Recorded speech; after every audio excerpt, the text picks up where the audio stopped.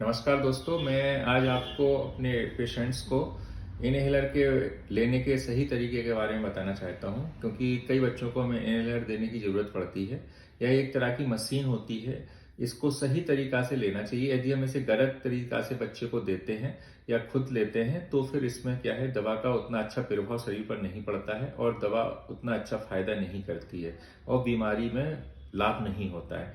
तो ये हमारे पास कुछ दवाइयाँ हैं जो यंत्र हैं और दवाइयां हैं जिसको हम यूज करते हैं। इसमें एक जेरो स्टेट बीटी स्पेसर होता है जो मैं मोस्टली लिखता हूं अपने बच्चों के लिए।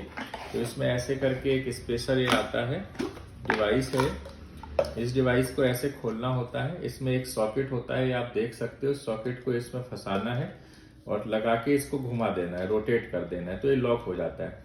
अब इसमें जहां ये पीला वाला हिस्सा लगाए, ये इसके मुंह की तरफ का हिस्सा होता है और ये दवाई का मशीन लगाने का हिस्सा होता है। तो ये ऐसे मशीन बाजार में मिलती है जो अलग अलग दवाइयों में अलग अलग प्रकार की आती है, कलर के हिसाब से होती है। तो किस पंप को कितना लेना है, इसको हम लोग पंप कहते हैं, इसको हम स्पेसर कहते हैं। तो इस पंप में हमेशा दो दवाइयां होती हैं, एक लिक्विड फॉर्म में, एक गैस फॉर्म में।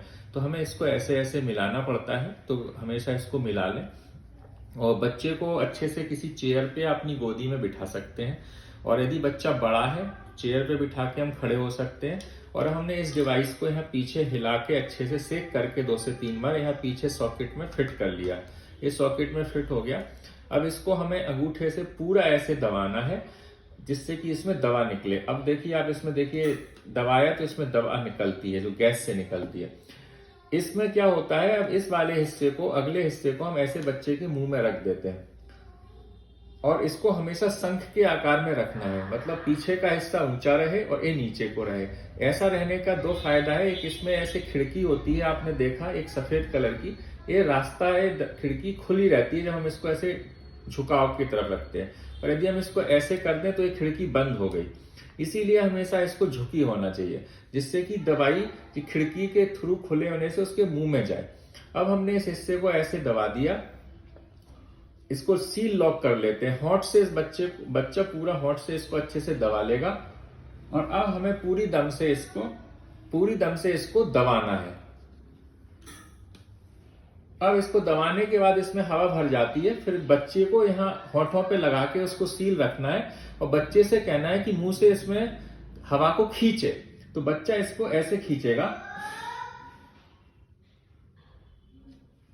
और खींचने के बाद थोड़ी देर उसको रुकना है। जितना देर बच्चा होल्ड कर पाता है उतना ही दवाई फेफड़ों में रहती है और काम करती है।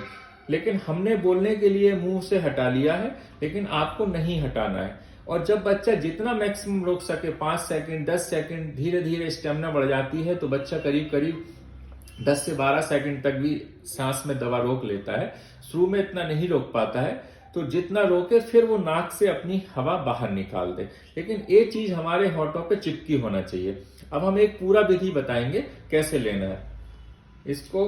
अब हमने हिला लिया, बच्चे के मुंह में फिट किया और हमने पूरा दबाया।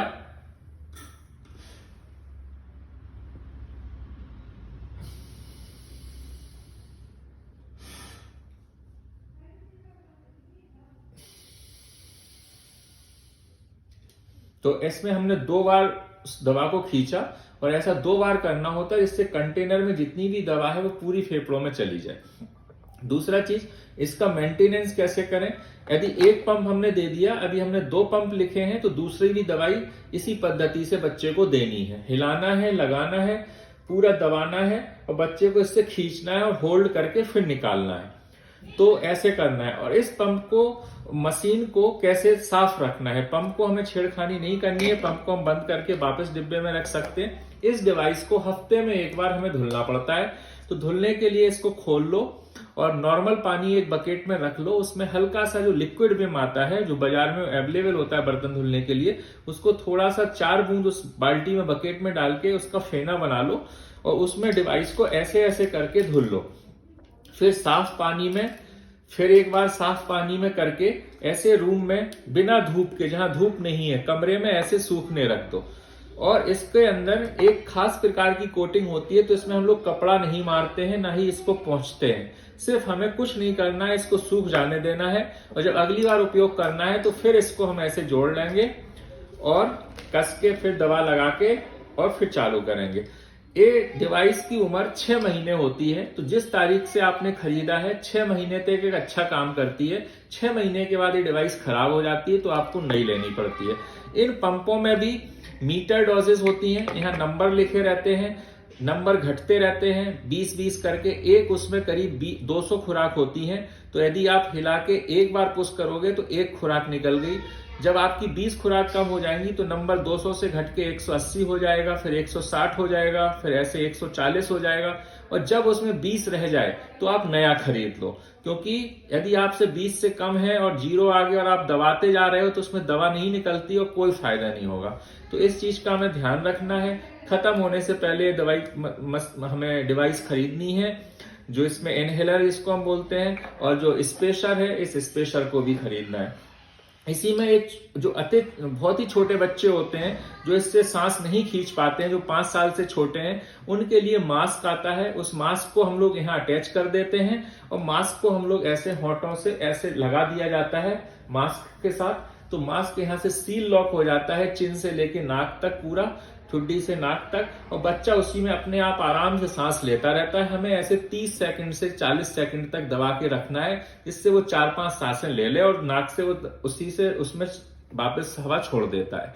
तो जो 5 साल से छोटे शिशु होते हैं उनके लिए हम मास्क के साथ दवा देते हैं, और यदि जो 5 साल से बड़े हैं जो खींच सकते हैं हवा को, वो बिना मास्क के उपयोग कर सकते हैं। मास्क भी हमें 6 महीने में नया खरीदना पड़ता है, डिवाइस भी हमें नई खरीदनी पड़ती है। दवा जब खरीदनी पड़ती है जब वो खत्म होने वाली हो, जिसमें 20 खुराक रह गई हो।